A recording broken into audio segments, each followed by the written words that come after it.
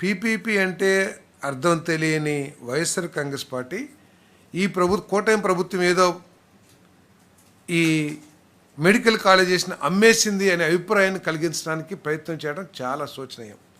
వాళ్ళ దిగజారుడుతనం తప్పితే ఇంకోటి కాదని చెప్పేసి మనం చేస్తాను.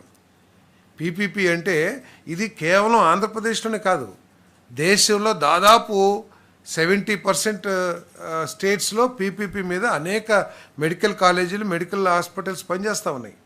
ఆఖరికి కర్ణాటకలో తీసుకోండి, లేదా గుజరాత్లో తీసుకోండి, అనేక రాష్ట్రాల్లో చేస్తూ ఉన్నాయి.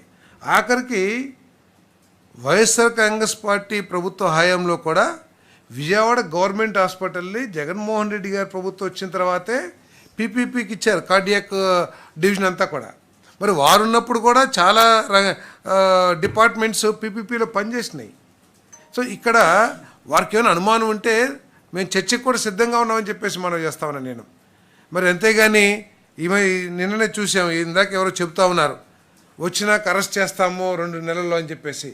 ఎంత దిగజారి, ఎంత అన్యాయంగా మాట్లాడుతున్న వైఎస్ఆర్ అసలు బాధ్యత కలిగిన రాజకీయ పార్టీయా ఇది అని చెప్పేసి నేను ప్రశ్నిస్తా ఉన్నాను నేను.